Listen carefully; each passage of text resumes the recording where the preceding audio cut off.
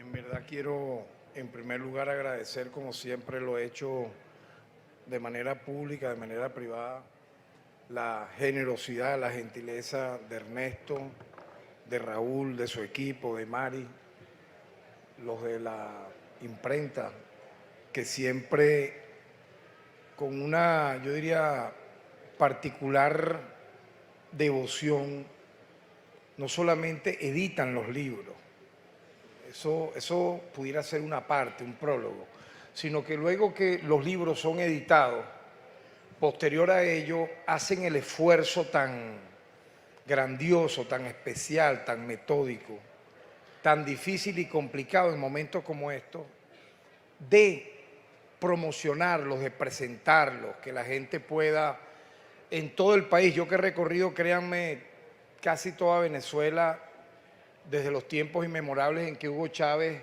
le dio esta prestancia a la Feria del Libro, que es una feria internacional, darle ese reconocimiento, créanme que no me cansaré de hacerlo, que merece un aplauso de todo este público presente, porque sin ellos no estuviéramos aquí, porque me consta que ellos preparan esta feria desde el momento en que termina. O sea, terminó, ponte, la del 2023, ya están preparando cómo va a ser la del 2024, qué libros van a venir, qué país será el invitado, quiénes serán las editoriales convocadas, qué autores van a ser también convocados para la feria.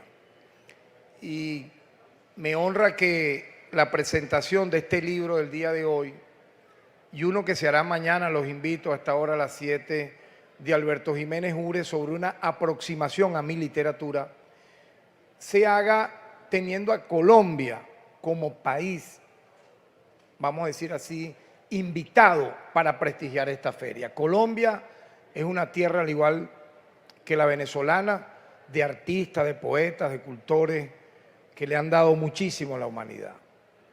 En tal sentido, pues, me siento muy complacido del público presente, los saludo a todos sin excepción.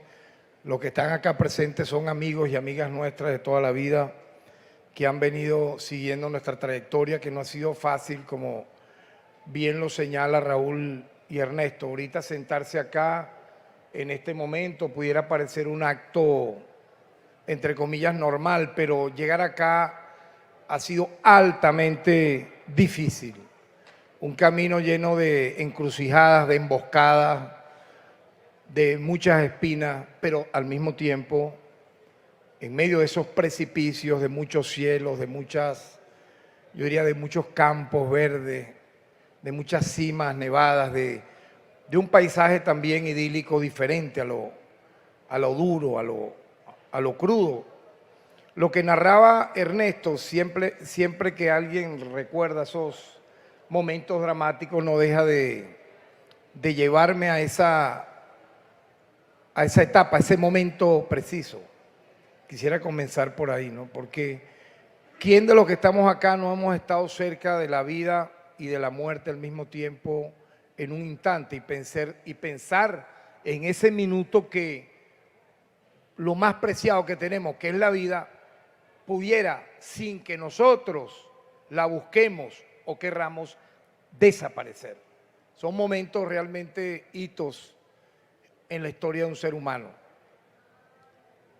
Ese día fue una de las veces en que sentí que podía ocurrir un evento tan trágico. Nadie va a decir que, oye, qué bonito, como lo es la muerte, y menos a una edad temprana. Me tocó conocerla de cerca en una oportunidad, en un accidente de tránsito, donde la camioneta en que iba se volcó y había un río, imagínense un río de metros de profundidad, y me terminó salvando fue un árbol que chocó. O sea, la camioneta termina chocando contra el árbol y no llega a ese oscuro y enigmático río. Pero ese día, obviamente, el fascismo, calculemos eso, en su máxima expresión, como lo conocemos, muchos de los que estamos aquí sabemos lo que es el fascismo. Aquí hay familiares de víctimas del fascismo que han visto a sus seres más amados y queridos estar secuestrados, como es el caso de los familiares de Alex Saab, a aquí están presentes, un largo periplo que tiene que desencadenarse en una libertad plena y absoluta, porque él no ha hecho nada, él es inocente.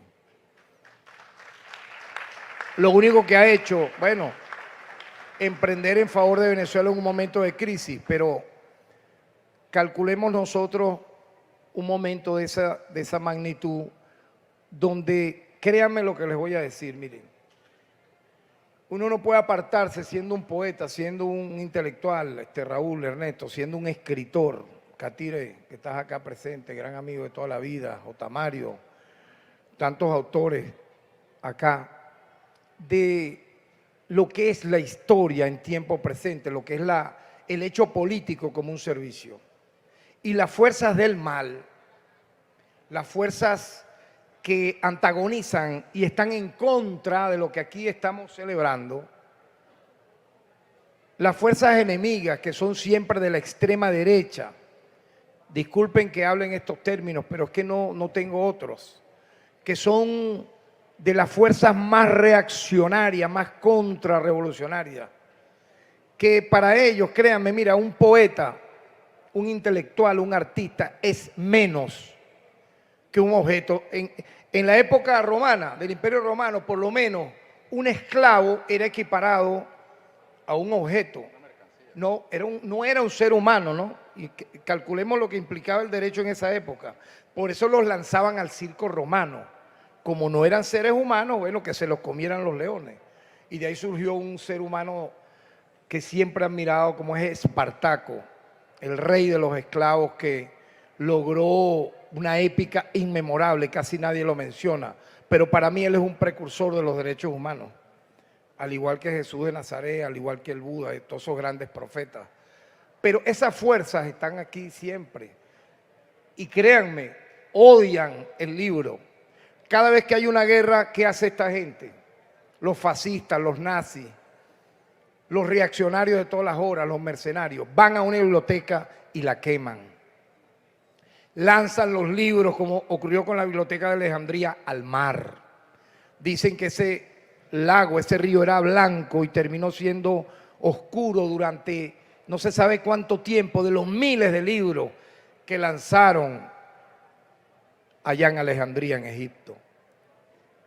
¿Cuántas veces no se ha denunciado, por ejemplo, que los grandes museos del planeta hoy tienen obras previamente robadas, saqueadas de países que primeramente fueron sojuzgados, fueron colonizados?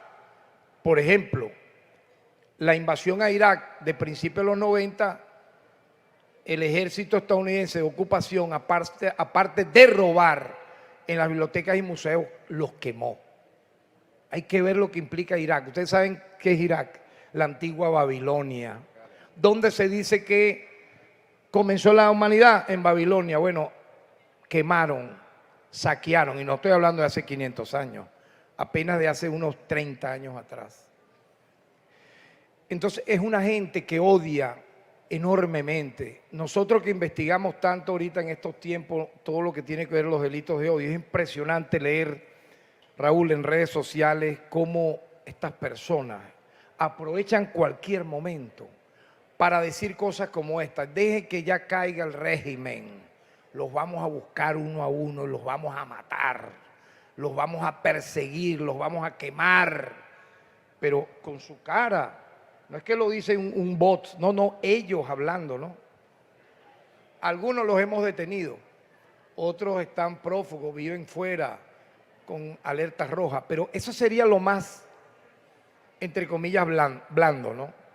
Cuando ocurre sucesos como el que tú narraste, bueno, el que quiera saber lo que implicaría el triunfo del fascismo en Venezuela, por cualquiera de las vías, ellos dijeron primero que por golpe de Estado, y disculpen que hablen estos términos, no puedo hablar de otros términos porque este libro completo está de discursos que hablan de lo que estoy aquí con nuestra elocuencia expresando.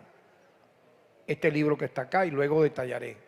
Pero ellos no solamente se conformarían con hablar, ellos irían realmente por cada uno de los que inclusive pudieron haber sido señalados por un sapo, por una bruja, como dicen, de simpatizantes, lo que hacían con los campesinos en los años 60. ¿Qué hacían con los campesinos que apoyaban, entre comillas, la lucha armada en los años 60? Apoyar, ¿qué hubiera significado? Darle agua a un combatiente.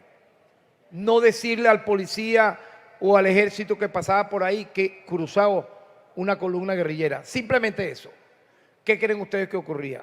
Detención, desaparición forzada y obviamente muerte. Solamente por algo tan minúsculo como el que estoy diciendo. Alguien que no usó las armas para matar a nadie ni para supuestamente entrar en combate. Bueno, fueron en los años 60 arrasados totalmente. En los años 70, igual. Aquí yo siempre rememoro el caso de Enrique Rodríguez. Ernesto, no sé si tú lo recordarás. En el año 76, él en Puerto La Cruz pintó una consigna. Decía solamente, fuera Carlos Andrés Pérez, eso era, no era más nada que eso. Fuera CAP. Le dieron 4 tiros en la espalda. La policía regional de aquella época y lo mató. Porque supuestamente estaba escribiendo fuera CAP. Óyeme, en el año 76, si tú me dijeras hace 500 años, ¿qué pasaría, señores? Bueno, ya vimos lo que quisieron hacer el 11 de abril, lo narraba Ernesto. Si a un diputado con inmunidad parlamentaria lo secuestraron dentro de la patrulla, no salen las imágenes. Tú lo narras de una manera muy impresionante,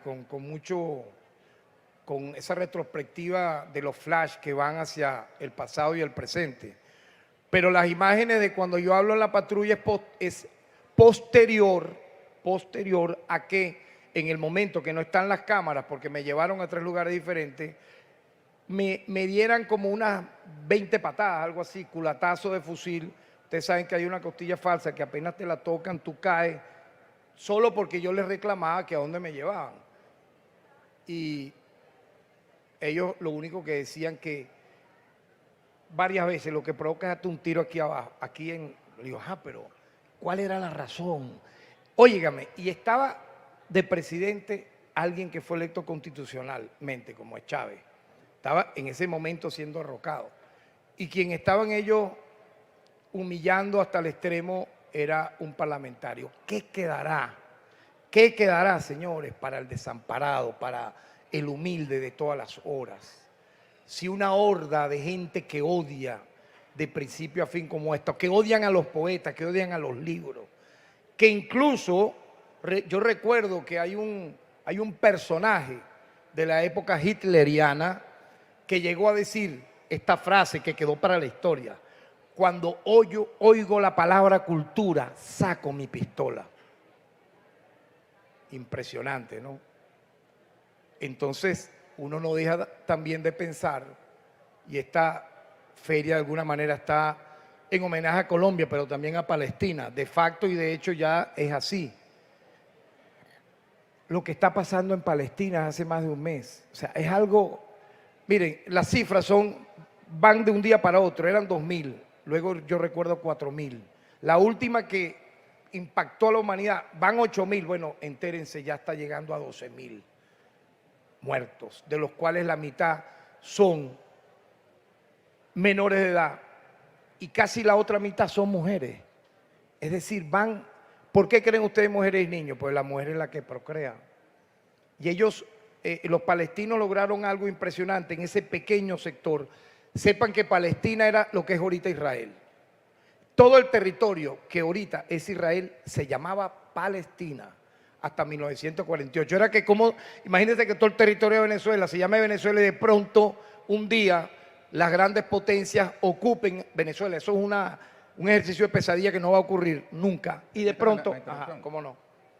La ocupación es tan brutal que Palestina no son porciones continuas de territorio, son porciones discontinuas. Una cosa es la Franja de Gaza y otra Cisjordania. Es un pueblo picado en dos y con muros que nos explicaba el autor del otro libro, que no son para impedir que se junten judíos con musulmanes o israelíes con con palestinos, sino para impedir que se junten palestinos con palestinos. Si una muchacha de un lado se enamora de un muchacho del otro, no tienen manera de...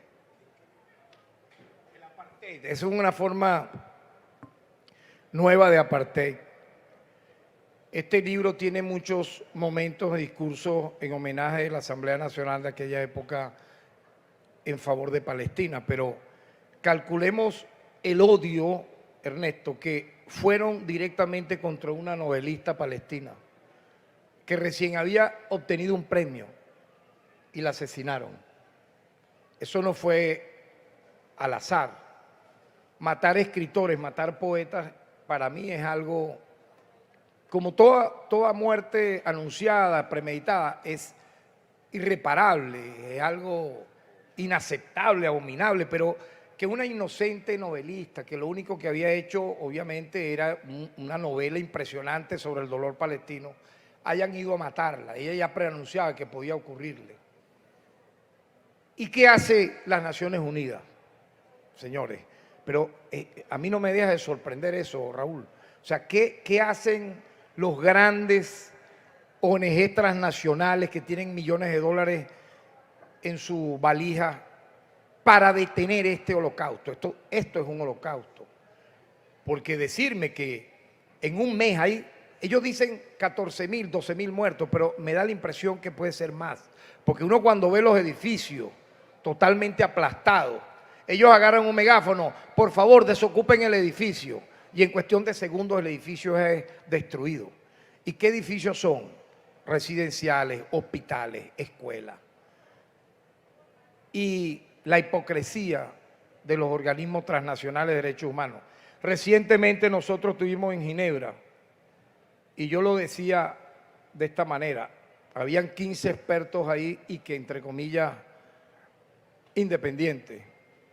Eso parecía un pelotón de fusilamiento contra Venezuela y lo que estábamos ahí en el podio, en los fusilados, en representación de la nación completa. Porque lo que repetían estos especímenes era de tal magnitud, tan bárbaro lo que hablaban, como que, por ejemplo, aquí hay 300 presos, claro, suma tú los 300 presos, Raúl, 80, 100, 50, 90, todos están presos, ¿por qué? Por el atentado con drones, ¿en contra de quién? Del jefe de Estado. Y ahí había una tarima civil y militar, estaba el alto mando civil y militar. ¿Cómo tú puedes poner esos presos como presos políticos? Son terroristas. Es como que tú me digas, lo de las Torres Gemelas, esos sí son terroristas, los que atentaron contra las Torres Gemelas.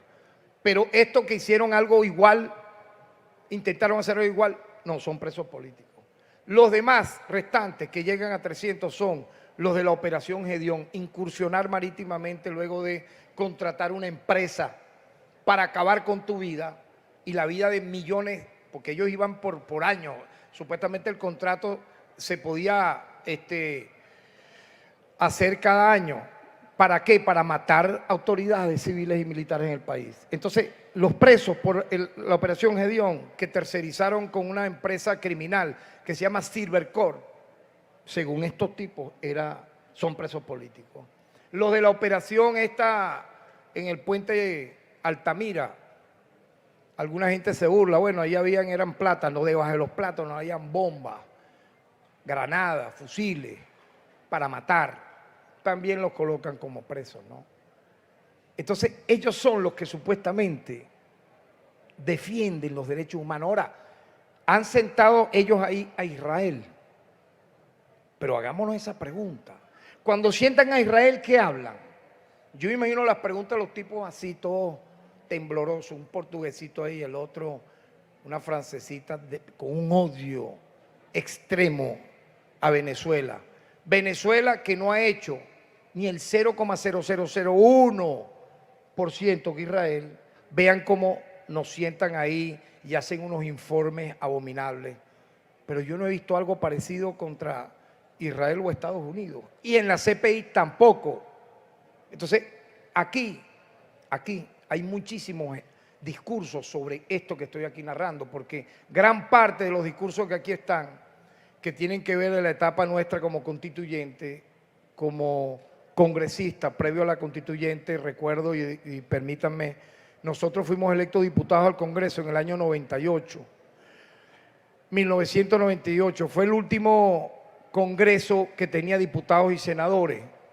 Nosotros estando allí, a los meses, incluido el ciudadano jefe de Estado, Nicolás Maduro, renunciamos para irnos de candidatos a la constituyente. Y ahí aportamos nuestro grano de arena como presidente de la Comisión de Derechos Humanos para el título 3 de los Derechos Humanos y Garantías Constitucionales. Y todo lo que ya sabemos. De pronto uno rememora el antes, el ahora y se proyecta hacia el futuro. ¿Por qué en este momento no hay una orden de aprehensión? Respóndamela tú, Raúl, por favor. ¿Por qué no hay una orden de aprehensión contra Netanyahu? ¿Por qué la CPI no se la ha dictado? Si ya ha matado, ya ahí no va a quedar nada. Pero están bombardeando hasta las agencias de noticias, están matando periodistas. Y en su misma agencia, de las agencias que mueren, que asesinan a sus periodistas, no dicen nada. No dicen nada. ¿Estás escuchando, Néstor? Las mismas agencias se autocensuran, pero entonces uno dice, ajá, pero no, porque siempre está este miedo, ¿no? Que ellos meten. Y nosotros decimos, bueno, échenle, pues échenle una pelota de béisbol. No, que les vamos a tirar una orden de aprehensión a todos los jefes de los poderes en Venezuela, la CPI. Ah, pero a este tipo ni lo tocan. A Donald Trump, que promovió cualquier cantidad de ataques contra Venezuela, a Inglaterra, que mató inocentes iraquíes. Osaron abrirle apenas una investigación. ¿Tú sabes lo que ocurrió? Culminó la investigación sin un solo, siquiera, encausado. La cerraron. Digamos Colombia, con el debido respeto a J. Mario. Las fosas comunes de Uribe, eso se pierde de vista. Mire, esto es Laguito, 20 veces más el Laguito, de personas bajo tierra asesinadas en los llamados falsos positivos. Eran campesinos que dijeron, no, guerrilleros, combatientes armados. Mentira, campesinos, inocentes. 20 lagos de sangre. ¿Qué hizo la CPI? Abrió una investigación y la cerró. El día que la cierra, se la abrió a Venezuela.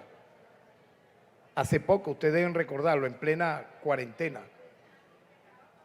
Es algo que uno lo narra y no lo puede creer. Entonces, ¿bajo qué mando estamos nosotros?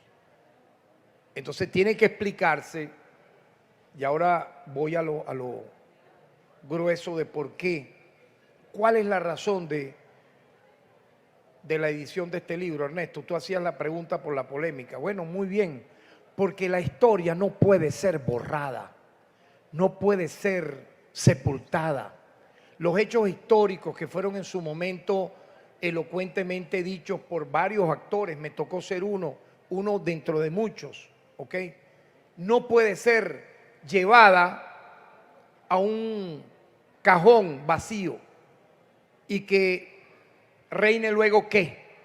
El olvido. Entonces, esto es un libro para la memoria histórica, porque aquí están recogidos, mis queridos amigos, intervenciones en estas 500 páginas del primer tomo sobre temas que en su momento fueron cruciales para la vida republicana. Si me permiten, en el prólogo ya lo diseccionó muy bien el poeta Ernesto Villegas. Tiene un libro inédito en un cuaderno. Deberíamos conocerlo, ese libro. Suéltale, ¿no? ¿Qué dice? Vean ustedes, el 21/10 de 1999, yo presento una propuesta para fortalecer los derechos humanos. Imagínense, estamos hablando de hace casi 25 años. Y entonces, a mí me tocó la honra de ser quien presentase la discusión del título de los derechos humanos de nuestra Constitución. Ah, bueno, ellos quisieran que esto no estuviera, que no existiera, porque para ellos nosotros somos un país fallido, forajido y no existimos. Somos algo como una jungla, algo así. Pues no, nosotros aquí decíamos, entre otras cosas, el 21 de octubre de 1999, hace casi 25 años, hay dos conceptos que creo son importantes en esta discusión, ya que estamos iniciando el debate sobre el título de derechos humanos, que no queden bajo la mesa. Cuando estamos hablando de progresividad, y se lo respondo con el mejor cariño al amigo Roberto, estamos hablando de un término estrictamente jurídico. Es decir, el principio de la progresividad nos dice, e incluso lo manda la base comicial número 8, que tenemos el deber ahora de redactar un texto constitucional en base a ese principio, es decir, que sea mucho más moderno, más democrático, más progresista que el texto anterior que estamos hoy revisando, que es la Constitución de 1961. El principio de la progresividad no tiene que ser exclusivamente con el término cientificista del desarrollo, sino es un término jurídico adaptado al derecho internacional de los derechos humanos. Lo otro era ratificar que en materia de derechos humanos, Claudio, me imagino que era Claudio Fermín, siempre es importante rescatar lo que llama el profesor Héctor Faúndez, el principio del eje vertical entre el Estado y el ciudadano. Héctor Faúndez es un profesor chileno que fundó el posgrado de Derechos Humanos en la Universidad Central de Venezuela. Repito, el profesor Héctor Faúndez dice el principio del eje vertical entre el Estado y el ciudadano. Hay unos órganos que son responsables y garantes de que el ciudadano tenga esos derechos y por ello el obligatorio cumplimiento es de los órganos del poder público. En esta materia lo que abunda no daña y acojo la propuesta hecha por el doctor Brewer y que suscribió con Bella. Y así voy desarrollando, fíjense, varios artículos, bueno, no voy a extenderme acá, pero el título de 3 derechos humanos de la Constitución es el más largo. El artículo 20 rescata lo consagrado en la Convención Americana sobre Derechos Humanos y allí lo cité textualmente de forma completa. Y así sucesivamente para dar que el antes y el después de una Constitución en una materia como esta, que a las grandes potencias que odian a los poetas, que odian a los escritores y a los intelectuales porque les estorban, y que cuando los utilizan es para su bien, es decir, para enmascarar el crimen que ellos hacen. Pero por eso está Picasso con el Guernica, ¿no? O sea, es imposible al final que logren algo así, porque ellos nunca van a tener un Picasso, ellos nunca van a tener un García Lorca, ellos nunca van a tener un Pablo Neruda, que son gente progresista, y permítanme, de izquierda, de la izquierda más avanzada. Nunca van a tener gente de ese nivel, pero obviamente el fin se emparenta con el principio. Todo este tomo va discurriendo en memorables debates que se dio en esa época sobre lo que es la fundación del actual Estado de Derecho. Y aquí fíjense, yo aparté esto, ¿no?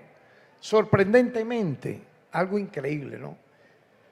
No sé si aquí habrá algún representante de la hermana República de Cuba, que para nosotros es una patria hermana, ¿no?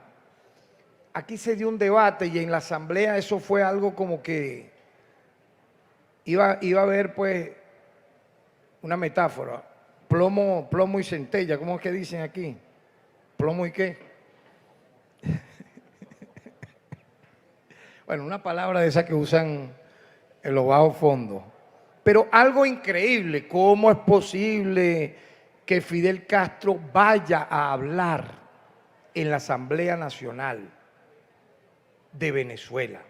O sea, eso era como que imposible, querían vetar que Fidel Castro, que ya había hablado no sé en cuántas asambleas nacionales del planeta, que era el orador más esperado siempre en Naciones Unidas, donde los que pedían que él no fuese eran los que lo aplaudían.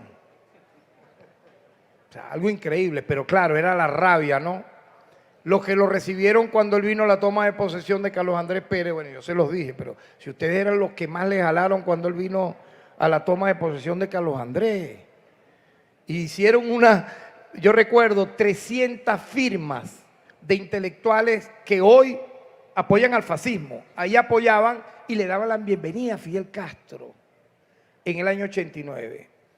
Entonces, a mí me tocó presentar, yo era presidente de la Comisión ya de Política Exterior de la Asamblea, un acuerdo para darle vamos a decir, la bienvenida, pues, y el derecho de palabra a Fidel Castro en la Asamblea Nacional. Entre otras cosas, yo quiero decirles algo, estos discursos no eran leídos, estos discursos acá, no sé ahora, pero estos discursos eran, o sea, improvisados todo lo que está aquí es verbal, no es leído. Yo aquí decía que escuchando las intervenciones de los apreciados colegas, sentí por un momento que el túnel del tiempo se había apoderado de esta asamblea. Algo así un poco me vinieron a la mente personajes famosos de la Guerra Fría. Personajes que en las películas de los años 60 y 70 pudiéramos nosotros buscar en cualquier videoteca de Venezuela o de cualquier otra parte. Hoy en la mañana nos despertamos todos con una noticia bien importante, bien interesante, bien solidaria.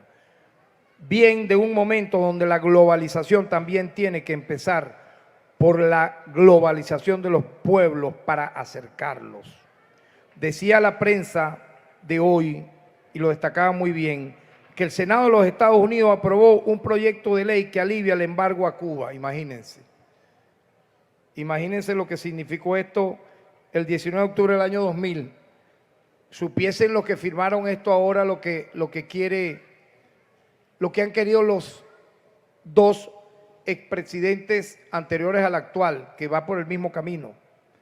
Era el alivio del embargo, eso ya recrudeció. Y que dicho proyecto de ley fue aprobado de manera abrumadora porque lo que está de por medio es un pueblo que tiene niños, que tiene hombres, que tiene ancianos, que merece abrirse de manera clara e inequívoca a la tierra, a la civilización.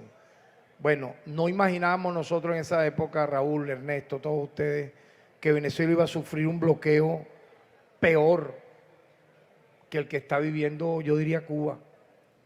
Créanme que son 970 medidas coercitivas unilaterales.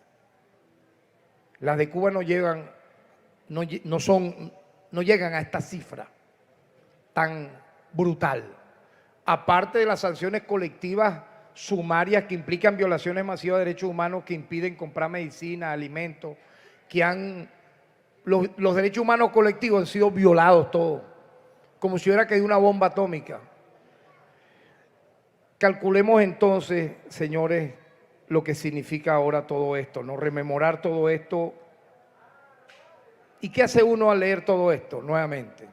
O al ver lo que está pasando. Créanme, comprometerse aún más, confiar aún más en nuestra patria, en la reserva moral de nuestros poetas, escritores, intelectuales, en quienes lideran el Estado venezolano en este momento. Y en los momentos en que este libro fue creándose, como dije, de manera improvisada, al calor de lo que era la épica de ese momento. Aquí también quisiera tomar en cuenta otra sesión de esa misma época, si me permiten, ya va. Bueno, mira, debates de temas relacionados a los derechos humanos, pero fíjense, ya no estamos hablando de la constituyente, ya está en la Asamblea Nacional. Vean esto, ¿no? Aquí dice, temas relacionados a las denuncias de derechos humanos. Este cuarto punto ha sido prácticamente sacado de manera textual de una resolución adoptada de forma mayoritariamente abrumadora por el Consejo de Seguridad de las Naciones Unidas, hablando sobre, en este caso, de acciones en ese momento violatorias a derechos humanos en nuestro país en contra de los dirigentes de la revolución. Igualmente acá hay muchísimas sesiones que tienen que ver con acuerdos de solidaridad con muchos países. Acabo de ver uno sobre Palestina. Incluso vean ustedes, en el 11 de septiembre, Ernesto, el mismo día del atentado a las Torres Gemelas, me tocó a mí, como presidente de la Comisión de Política Exterior, presentar el acuerdo en relación con la trágica y dolorosa situación que presentó los Estados Unidos por el acto de terrorismo. Venezuela en la era de Chávez, pero ellos con nosotros nada. Ellos más bien, cuando se reúne el Senado, claro, hay honrosas excepciones, es para buscar cómo nos ahogan más, cómo el embargo crece más. Y en ese mismo camino, vean, aquí también hay un discurso sobre el debate de los sucesos del 11 de abril. Eso fue muy interesante, ese debate, porque originó que se creara una comisión especial de la cual fui su vicepresidente. El presidente fue un diputado de la oposición, Edgar Zambrano. Y en el caso nuestro, quien representaba la bancada del Movimiento Quinta República. Duramos un mes con sus madrugadas, interpelando desde el dictador Carmona Estanga hasta los oficiales rebeldes que salvaron la patria. Un mes. Eso debiera documentarse. Sería interesante ver cómo muchos de ellos incluso confesaron sus responsabilidades. Allá había uno, no recuerdo, un esbirro terrible, un coco peladito él, a ver quién se acuerda. Era un general. Ah, muy bien. ¿Quién dijo por allá González González? De Ernesto no lo dudo, porque bueno, un cronista, un reportero acucioso. Néstor González González fue tan bellaco, diría yo, que nosotros como vicepresidente y el propio presidente también hablábamos, dábamos discursos allí. Yo comenté ahí y dije que se nos habían violado los derechos humanos a todos, que él era uno de los responsables, que no sé qué más, y señalé el grado de, vamos a decir así, los elementos de convicción que lo señalarían a él como responsable. Y él tuvo el desparpajo en sus palabras de decir que si, mire, si yo hubiese sido, como usted dice, responsable, ciudadano diputado, usted no estuviera sentado allí. Es decir, que me hubiera mandado a matar. O sea, él, si él hubiera sido el jefe, él dio a entender que él no fue el jefe, él era un subalterno, pero que si fuera por él lo hubiera hecho bien. Él dijo, yo lo hubiera hecho bien, usted no estuviera sentado ahí. Es decir, que nos hubieran matado a todos. Este libro recoge también parte de lo que fue esos debates. Estoy tratando de ser lo más sumario en un libro de 500 páginas, pero los invito finalmente a que tengan la amabilidad de adquirirlos. Mire, yo le voy a decir algo, y me perdonan los presentes de otros países, pero un libro de este tamaño en Venezuela, 500 páginas, en otros países de América Latina, costaría de 50 a 100 dólares. ¿Este libro cuánto cuesta aquí, poeta? Discúlpame. Como $6. Está barato. Dame 7. 7 dólares, 6 dólares me dijiste. Impresionante. Un libro de 500 páginas. Ajá. Hay libros mucho más accesibles, de menos incluso, ¿no? Así que hay para todo. Bueno, por eso esta feria tiene... Perdón, y con permiso del autor estamos distribuyéndolo gratuitamente por vía digital, ¿no? Por vía digital, correcto. Digital, sí. Algo que yo felicito mucho a Raúl por esa disposición. Se parece en eso a lo que hemos querido hacer nosotros. O sea, esto no impide, o leer un libro, ¿verdad?, disfrutarlo, no impide que tú lo distribuyas digitalmente. Claro. Lo reenvíes por las redes, lo compartas por Telegram, por WhatsApp, por Instagram, por Twitter, o sea, porque luego que tú lo tienes en una red, tú lo puedes imprimir. Y en este sentido, pues yo quisiera finalmente, nuevamente, darle las gracias a quienes hicieron lo posible para que se recogiese este material para la historia, donde aquí finalmente vean que los editores colocaron esto. Tarek William Saab, integrante de las comisiones permanentes y especiales del Congreso de la República, Asamblea Nacional Constituyente y Asamblea Nacional entre el periodo 99 a 2004. Ellos señalan acá, en el año 99 me tocó ser presidente de la Comisión Permanente de Cultura. Aquí hay discursos inherentes a la cultura de esa etapa. En la Asamblea Nacional Constituyente me tocó ser presidente de la Comisión de Derechos Humanos y Garantías Constitucionales, un poco para ubicarnos en la materia. En el año 2000 presidí varias comisiones, la de Política Exterior y casi todas para investigar violaciones a derechos humanos ocurridas como ejecuciones extrajudiciales en su momento. Y obviamente lo más interesante que quiero compartir es ser siempre modesto, ser humilde, ser lo menos de ser solemnes y formales, no solo en la vida, sino al momento de emprender una aventura tan a veces terrible y temible, pero muy soñadora como es la de escribir. Convertirnos en esa persona que se pueda asemejar, si me permiten metáforas, a una estrella fugaz en el cielo, una luz, la luz de una vela, la hoja de un árbol que cae y se lo va llevando el río, imagínate. O, ¿por qué no?, una barca que vence el mar de la desolación. Muchísimas gracias.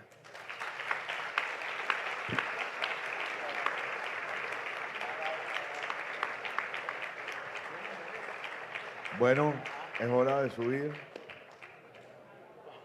María, por favor.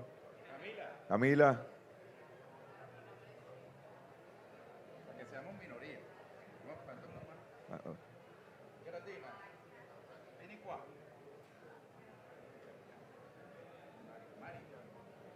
Mari.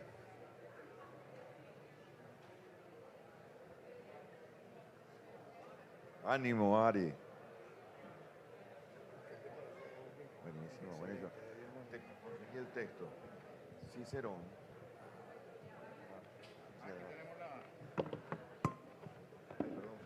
Perdón. Ah, mira, tiene agua. Están cayendo a palo la Gracias. hemos sido borrados. Mira,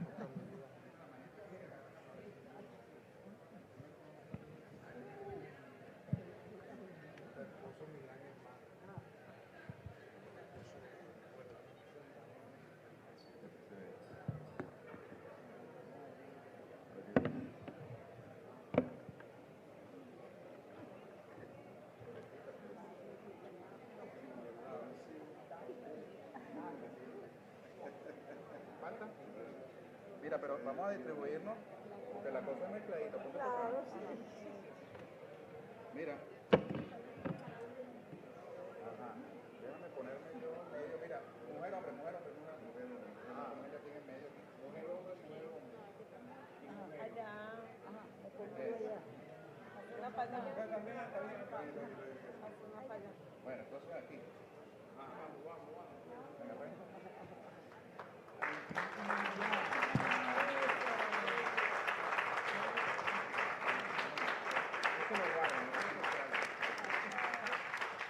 Y con estos pétalos de rosa, azules, rojos, queda confirmado el libro de Tarek William Saab.